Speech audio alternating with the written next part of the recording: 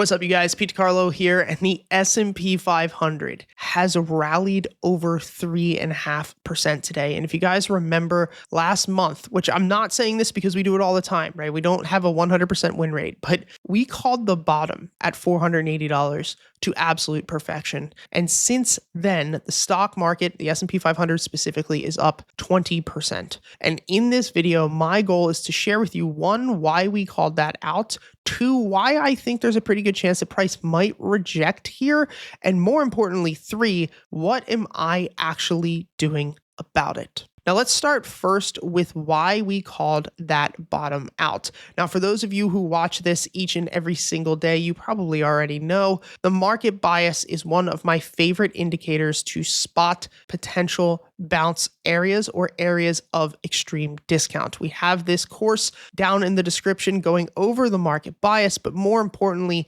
our entire trading system is down in the description for free. So if you want to get access to it or you want to set up these indicators, that's how you're going to do it. Now, zooming out to a monthly chart, essentially when the market is over this monthly bias, we are in a bull market. And normally when price pulls into that bias, it is going to be a best time to be buying up the stock. Now, the only times that has not been the case, and the only times that we actually traded under this level significantly, was through the 2008 financial crisis and the 2000 dot-com bubble. So that means essentially we need a massive financial crisis in order to break this level, which is why we had such high conviction a couple of weeks ago. You can see we pulled right into the bottom of the band, and since then we have bounced. Now, from a fundamental standpoint, obviously this is all based around tariffs, but the thing that you have to remember is that this sell-off was self-induced. And what I mean by that is it wasn't because of inflation, it wasn't because of the jobs market going down, it wasn't because of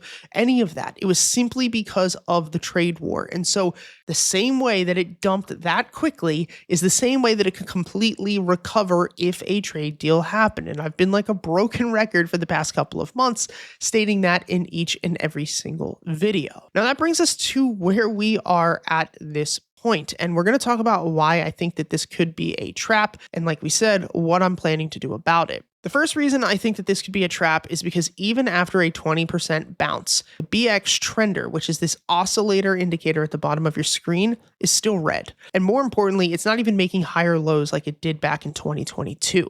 Now, the BX trender being red does not mean that I am shorting. Instead, this is kind of like a red light where we're just not going to trade the upside unless we're trading at a massive discount like we were when the market was at $480. And you can see historically that normally this is a sign of either a sell-off or compressions, which is not the type of market that I want to be trading in. The type of market that I want to be trading in is when the monthly BX is green, because this means that we are going to expand. I cannot overstate how important this is. Guys, you could do anything and make money during this purple highlighted period of time. You could trade monthly options, you could day trade, you could use a 15-minute orb strategy, you could trade the 1 hour, you could trade the 4 hour, you could do literally anything and make money in this market. So before you focus on a strategy or what you're doing, make sure that you're trading with the macro trend and make sure you're trading with the macro buying pressure. And at this point, we're not necessarily doing that. Now, more importantly, if we zoom in on this weekly chart, we're going to talk about two specific levels where this price will normally reject.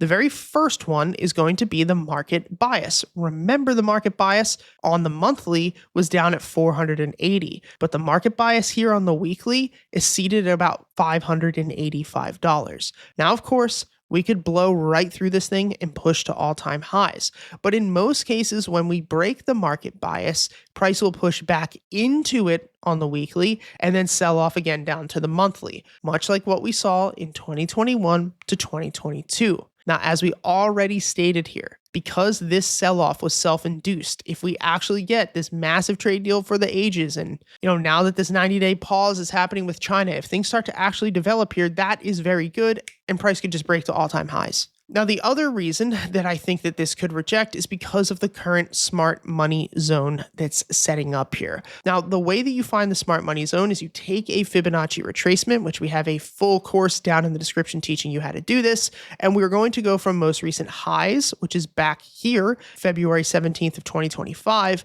to most recent lows, which is $488. And if we pull that out, the area that we want to focus on is between the 0.786, so in this case, $586, to the 0.826, which is $590. This area here will normally be in a bear market, which is what we have right now, the absolute highest level that institutions will let the stock market push into before they sell and leave the bag with retail. So my hot zone for a potential rejection is between $590 and $587. Now, looking at the weekly BX, there's still a ton of strength. So there's no way in hell I'm shorting right now. I'm still playing the long side for most of the market. Just my plan at this point is to de-risk most of my positions by selling maybe 10%, 20%, 30%, and scaling out of some trades now that risk versus reward is not as high as it was. But something that we want to look for as a potential sign that price is going to reject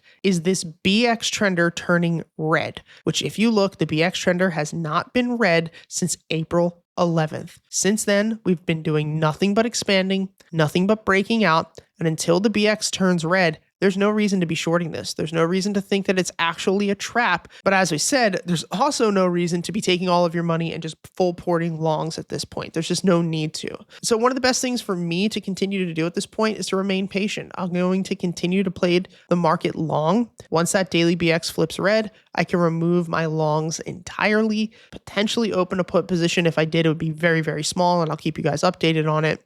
But we'll see what ends up happening from there. Because at the end of the day, I have no idea what's going to happen. And anybody who tells you that they do is an absolute liar. This game is all about probabilities and playing your edge to the absolute perfection.